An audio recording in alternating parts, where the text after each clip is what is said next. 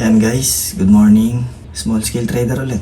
Sa video na to, SLP ang i-review ko kasi may nag-request sa akin. Gusto lang niyang malaman kung ano yung nangyayari sa SLP. Yan. So intro na tayo kagad tapos start na.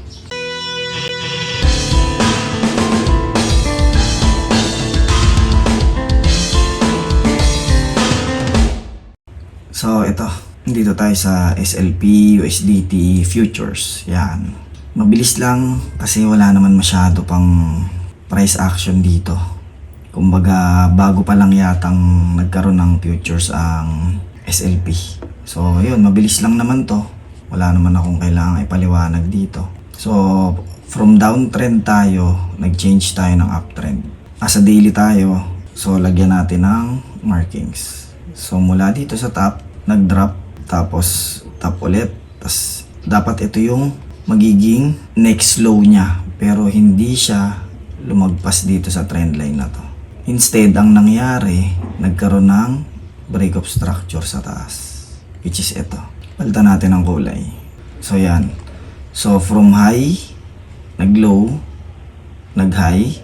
Hindi nagkaroon ng new low. Instead, nag-break ng structure. Which is nag-create ng new high. So kung titingnan mo, ito na yung pinaka-pullback niya. Sa maliit na time frame, sa lower time frame, sa 4 hour makikita mo yan. Pero ito na yung nagsilbing pullback niya. Tapos ito na yung impulse niya.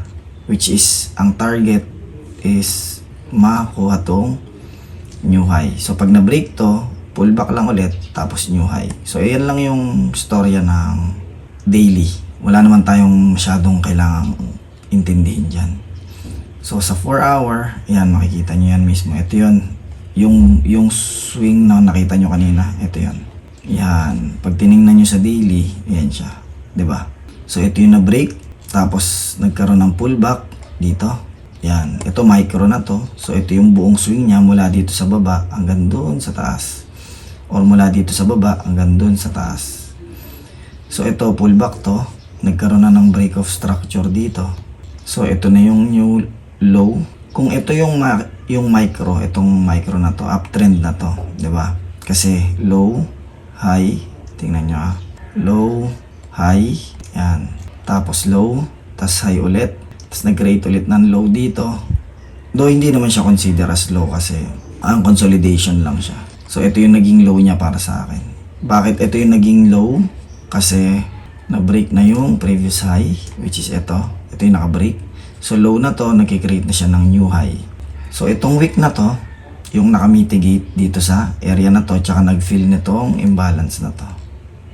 Yan. Alam nyo naman yung imbalance kung nanonood kayo sa akin. So na-fill niya yan, bukod sa na-fill, ayun yun, no? Kung napapansin nyo, palagi naman paulit-ulit ko sinasabi. So liquidity, inducement, itong dalawa. Kasi double bot yan. Or support. Tapos merong imbalance. Tapos merong order block dito sa ilalim. So yan yung laging combo alam nyo naman yan, di ba? So yan yung nag-mitigate, tapos ito nag-run na naman siya o nagra-rally na naman siya pababa. Na possible is kunin niya tong imbalance na to. So ngayon, yung mga naka-short, possible ganito yung gawin nilang entry. Kung gagayain lang nila yung ganito, di ba? Inducement, imbalance, order block. So yung iba ang gagawin, dito sila i-entry. Tama ba yan? Tama naman yan. Wala naman problema dyan. Yun nga lang, sinasalubong mo yung trend para sa akin. Bakit? Kasi bullish yan eh. Sinasalubong mo. So, ang mangyayari, possible is mag-react dyan, tapos mag-drop ng konti, tapos mag-pump siya ng ganyan. So, yun yung possible na pwedeng mangyari. Again, wala nakakaalam yan, syempre. Hindi ko rin alam yan. So, para sa akin, yan yung nakikita ko na possible mangyari. So sa ngayon, uptrend tayo dyan. Yan ang pinaka ko. Kung mabilis lang na paliwanag, wala naman akong kailangan ipaliwanag na maigi dyan. So para sa akin, uptrend tayo sa SLP. Yan. Ito na yung pinaka chart na binuo ko. So kung mag-i-entry ako dyan, kung sakali man, ang gagawin ko, aantayin ko munang ma-break to. Antayin ko yung pullback, tapos tsaka ako mag-i-entry. So yun ang gagawin ko. So either magkaroon ng malaking imbalance dito, tapos mag-pullback siya ng dahan-dahan, tapos tsaka ako i-entry, tapos tsaka ako long side, tatargetin ko tong new high.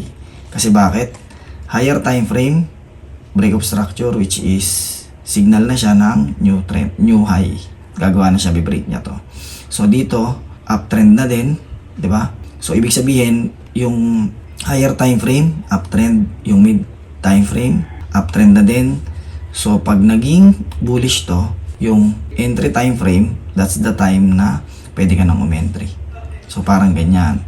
So let's say i-entry ako dito dahil meron ditong order block sa ilalim, pwede kong umentry dyan. Kasi bakit? Kasi nag-switch na tong lower time frame, di ba? So from high, low, new high. So ang gagawin niya is bababa na siya dito, tapos magpa-pump na siya dito. So parang ganon. Or pwede rin naman na dumiretso na siya agad, hindi niya nakunin to. Pero yan na yung signal na bullish na yung lower time frame, tapos yung main time frame ko bullish na din, tapos yung higher time frame is bullish na din dahil sa flip na to. So yun lang, wala namang ibang papaliwanag dyan. So again, ito ni-request lang sa akin kaya in-upload ko. Ngayon kung meron kayong mga request, okay lang din naman, basta bakante ako, sasaglatan ko ng ganito para at least magka-idea kayo paano ko sila binabasa. Again, wala nakakaalam kung anong nangyayari, pero base sa strategy ko, yan yung naiisip ko. Yun lang. So, maraming salamat ulit. Hanggang sa susunod, Small Scale Trader. Pag nagustuhan, like, subscribe para ma-notify. Yun lang, ingat kayo. Maraming salamat.